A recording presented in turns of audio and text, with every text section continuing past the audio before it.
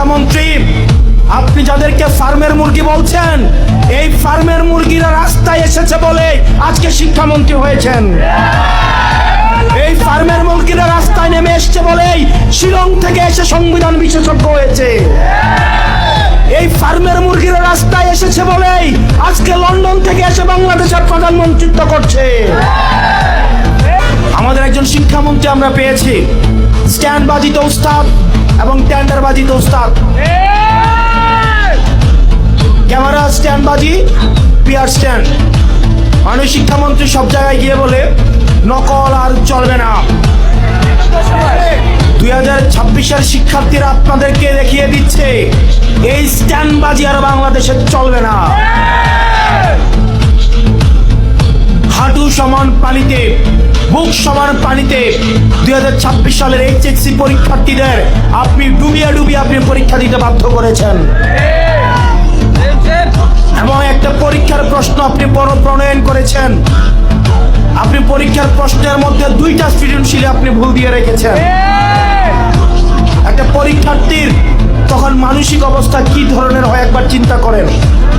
সে যখন দেখে প্রশ্নপত্রে ভুল, সে যখন নিজে চেষ্টা করে পরীক্ষার উত্তর মিলানো, পরীক্ষা দিয়ে এসে হয়তো বুঝতে পারে প্রশ্নপত্রে ভুল, সে যখন উত্তর মিলাতে পারে না, তখন পরীক্ষার মধ্যে কি ধরনের মানসিক অবস্থা তৈরি হয় একবার চিন্তা করেন। আপনারা একবার দুঃখ প্রকাশের প্রয়োজন বোধ করলেন না, বরং এই শিক্ষার্থীদেরকে আপনারা বলছেন মাদকাসক্ত। এই শিক্ষামন্ত্রী, আপনি যাদেরকে ফার্মের মুরগি বলছেন, এই ফার্মের মুরগিরা রাস্তায় এসেছে বলে আজকে শিক্ষামন্ত্রী হয়েছেন। এই ফার্মের মুরগিরা রাস্তায় নেমে এসছে বলেই শিলং থেকে এসে সংবিধান বিশেষজ্ঞ হয়েছে। এই ফার্মের মুরগিরা রাস্তায় এসেছে বলেই আজকে লন্ডন থেকে এসে বাংলাদেশের প্রধানমন্ত্রিত্ব করছে।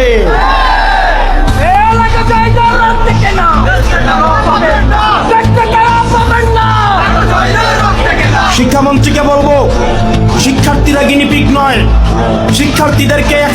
শিক্ষার্থীদেরকে নিয়ে এক্সপেরিমেন্ট বন্ধ করুন।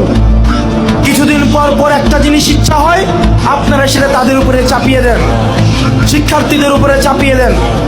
এই শিক্ষার্থীদের আপনাদের এক্সপেরিমেন্টাল টুল না, যে যখন ইচ্ছে তাদেরকে নিয়ে এক্সপেরিমেন্ট করবেন, এক্সপেরিমেন্ট ফেল করলে আবার সে এক্সপেরিমেন্ট তুলে নেবেন।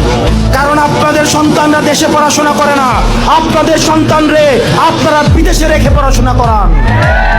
পরের সন্তানদেরকে রাস্তায় রেখে রাজনীতি করাবেন, পরের সন্তানের ভবিষ্যৎকে নষ্ট করবেন, পরের সন্তানদেরকে নিয়ে এক্সপেরিমেন্ট করবেন। এই বাংলাদেশ নিয়ে এক্সপেরিমেন্ট আর আমরা আপনাদেরকে করতে দিব না।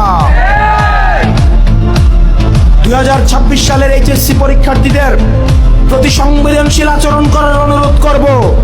না হয় এই শিক্ষার্থীরা যদি রাস্তায় নেমে দৃঢ় অবস্থান নেয়, আপনার পাটাতন যে শক্ত না, এই অর্থবেলা আন্দোলনে সেটা বোঝা গিয়েছে।